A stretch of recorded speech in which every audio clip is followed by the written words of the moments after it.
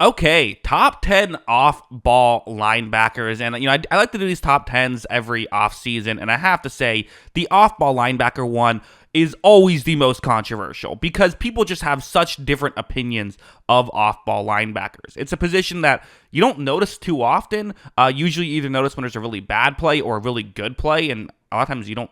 Sometimes the really bad plays you don't notice because it's someone else's fault, or sometimes it's someone else's fault, but then you blame the linebacker because they're the one who ends up making the tackles. So it's really difficult to evaluate, and because of that, it's kind of what makes it fun to talk about. So yeah, let's get into the list. No honorable mentions here. Let's just start off with number 10. I am going Azeez Al-Shaair, who, listen, okay, he's not everyone's favorite player, obviously. The thing he's most known for is his hit on Trevor Lawrence, which got him suspended for, I believe, 3 games. That wasn't great, but ultimately, he is a very good player. I mean, I know that against the Kansas City game, people kind of blamed him a lot for, but a lot of those plays were kind of what I was talking about. Other guys messing up their assignment and him having to recover. One was just a blown coverage on Travis Kelce, and then he had to try and make the tackle. While I do think it is fair to have some criticisms of his coverage, I don't think he's elite there. He might be one of the best run defenders in the league right now when it comes to linebackers. So because of that, I still have him on the list at number 10. Number 9, I did decide to go with Frankie Louvu, a player who, throughout the course of his career has been able to wear a lot of different hats, has been a very good run defender for the most part over his career. His coverage has always been up and down. It just has. So again, I actually kind of had trouble filling out the final couple spots on this list. You could argue Azeez Al-Shaair should be ahead of him. He is someone who is, I think a player, though, that when it comes to run defense and when it comes to pass rush, Louvu really thrives there. In fact, Washington really had him play a lot of pass rush. He had over 250 pass rush snaps last year. That's how much they like to, utilize him in that way. And I think because of that, I do think that he is a very unique player in that sense, and I decided to put him on the list. So that's why he's at number 9. He's a very good player for Washington. Number 8 is another guy who does have some coverage issues at times, but ultimately is, again, none of these guys are bad in coverage, right?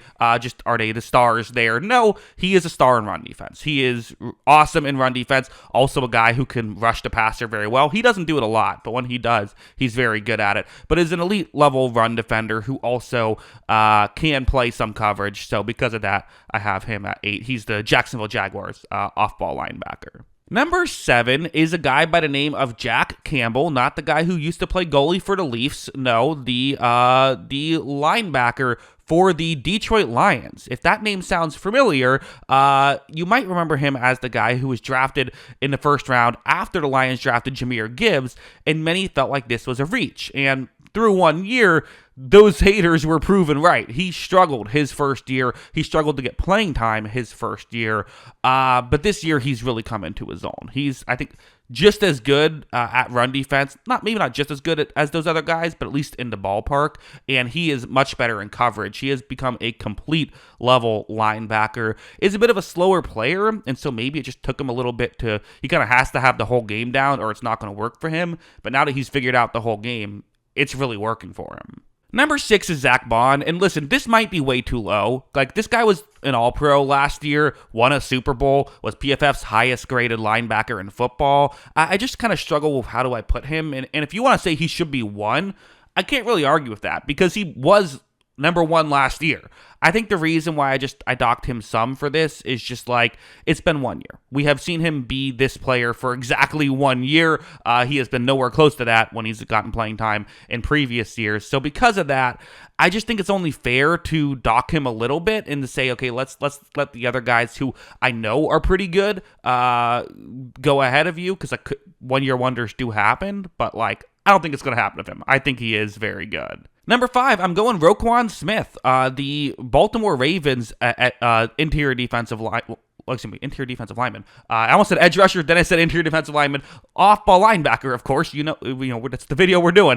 Roquan Smith is a player who, he's always not he's always been a guy who people disagree with, right? Because he's a big play player, and honestly, Baltimore expects a lot out of him. So because of that, his efficiency stats are just never going to look as good as some other players are. But he's also, because of that, going to show up on the highlight reel more than the average player does. But ultimately, with what Baltimore expects of him, and he's able to deliver almost all the time, you have to just be really impressed with that. So I know he would be number 1 on some people's list. He's number 5 on mine. Number 4 on the list, I am going with Lavonte David, longtime linebacker of the Tampa Bay Buccaneers. As a Buccaneers fan, I do have to admit, we have seen him maybe decline a little. I'm not saying he's fallen off or anything like that, but I think he has had better years in the past. That being said, you still see him as an elite player to get in position consistently, and also is a player who can,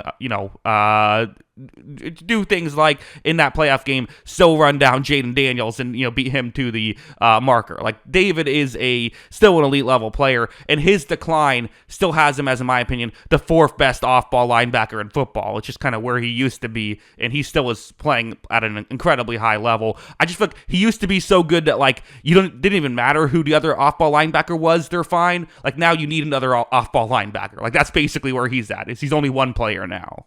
Number 3, another player who just never gets the credit he's due. So I always try to make sure I give him credit when we do these lists, because he always makes them. Demario Davis, who is just a star player, star off-ball linebacker, elite in coverage, elite in run defense. A guy who, again, you could say, okay, he's getting older. Is he still playing at a high level? These guys are all still playing at really high levels. So interestingly enough, actually 3 of my top 4 are kind of guys all around the same age.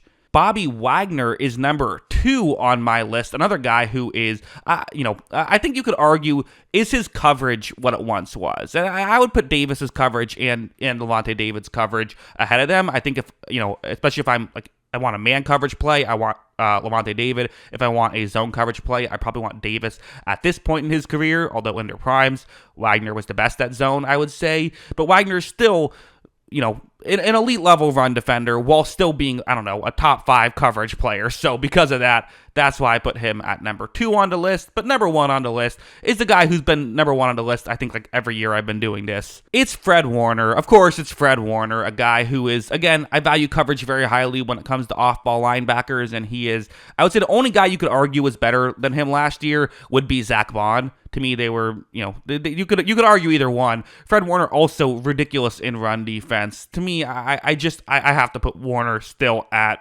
number 1 on the list, even with kind of all the chaos that went around San Francisco. He still put together a great year, so that also has to be impressive. So yeah, ultimately, always some interesting discussions here with off-ball linebackers, but those are my top 10.